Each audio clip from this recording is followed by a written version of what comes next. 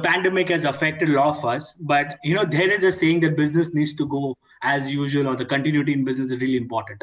What are the steps which you would like to share, which under your leadership or under ITC's leadership together, what is ITC has taken steps to ensure that the business is going as usual?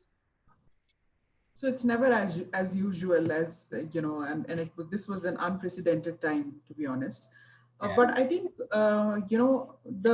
the thinking on the feet and as the topic kind of suggests, that it's seeking opportunity in adversity. I mean, there were many such, pieces which were picked up, which were turned into opportunities actually.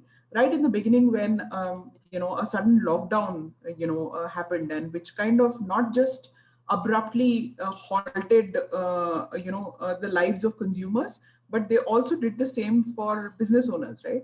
So suddenly e-commerce was shut, traditional trade was shut, which is really large for us. Suddenly modern trade was shut. Every possible channel of availability of our products, or touch points, so to speak, were actually shut. But one of the things that we realized that at that point of time was the consumer is actually seeking products. And I think one of our largest products is essentially the essentials, which is the atas actually, that's pretty much, the bread of every possible Indian, I guess. So I think it almost felt like a duty for all of us at ITC to kind of really figure out ways and means to reach out to the consumer, make the product available to the consumer. So we started with focusing on the essentials to begin with, because right in the beginning, people started to kind of really get worried in terms of how do I kind of make do with whatever I have at home. And you would have seen that panic buying started to happen everywhere. There was a stock out, etc.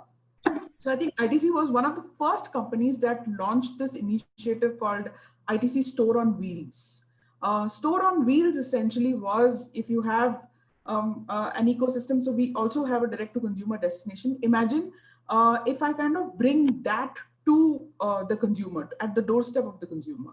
So I think it was really kind of difficult in terms of permissions, etc. But since it was essentials in terms of, as commodity, we perhaps kind of sought and spoke to a lot of kind of authorities and regulatory bodies to kind of seek those permissions. And it was an organization initiative, which essentially kind of drove, we took a whole lot of trucks, we filled them out with the essentials stocks. We reached out to, housing societies wherever we could get permissions, and whether it's in, and at that point it was essentially orange, red zones. Now it's all about containment zones. So wherever it was allowed, wherever the permission was given to us, we actually tried and reached out to the consumer.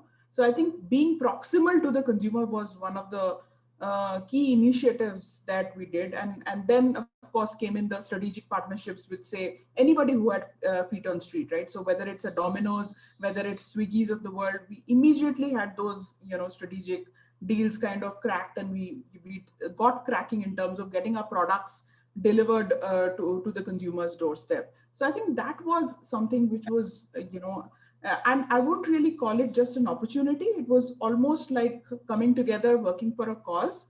And at the back end, imagine what would be happening in the manufacturing facilities. We also had to kind of turn around that kind of stock such that the, such that the demand was actually catered to. So I think it felt like a larger cause of sorts to begin with. And that, of course, was an opportunity, and hence, we could really kind of make ourselves available and be closer to the consumer. So I think that, to me, always kind of stands out right in the beginning of